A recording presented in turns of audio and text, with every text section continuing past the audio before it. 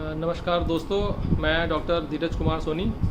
Associate professor and head department of cardiology. ये patient Ashok हमारे पास ओपीडी में दिखाने के लिए आए थे और इनके बाएं हाथ में बहुत तेज़ दर्द था और इनके हाथ की पल्स भी बिल्कुल नहीं आ रही थी। ये बाहर से एक एंजियोग्राफी करा के लाए थे, जिसमें ये दर्शाया गया था कि इनकी बाएं हाथ की नस, जिसे हम सप्लीमेंट आर्टरी कहते हैं, वो करीब करीब पूरी तरह बंद पड़ी हुई है और इनका हार्ट भी करीब 20% के करीब काम कर रहा था। हमने मरीज़ को स्टंट डालने के लिए सलाह दी कि आपका हाथ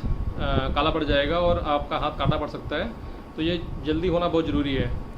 इस तरह के पेशेंट से अगर सही समय पे आ जाते हैं तो इनको बचाना बहुत आसान रहता है, अगर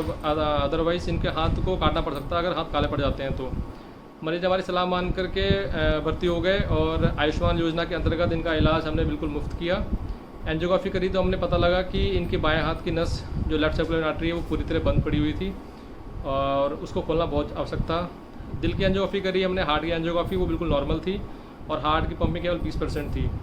तो कंसेंट लेकर के प्रॉपर हमने इनको एक्सप्लेन करके इनको हाथ की हमने एंजियोग्राफी करी और उसमें हमने पाया कि नस बंद थी पूरी, जिसे हमने स्टंट डाल करके पूरी तरीके से खोल दिया। मरीज़ के हाथ की पल्स पूरी तरह से वापस आ गई है और उनका हाथ बिल्कुल ठीक है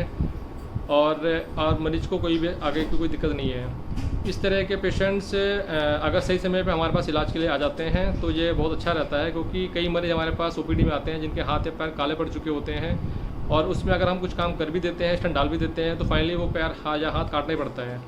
तो अगर इस तरह के मरीजों को कभी भी किसी भी तरीके से हाथ या पैरों में बहुत तेज़ दर्द हो या हाथ पैर ठंडे पड़ जाएँ या हाथ और पैरों की पल्स नहीं आ रही है, तो उनको जल्दी से जल्दी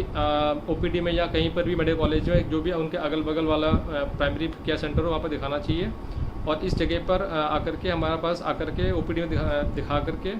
स्टंट वाला काम तुरंत से तुरंत करवाना चाहिए, ताकि इनके हाथ या पैर को बचाया जा सके। धन्यवाद।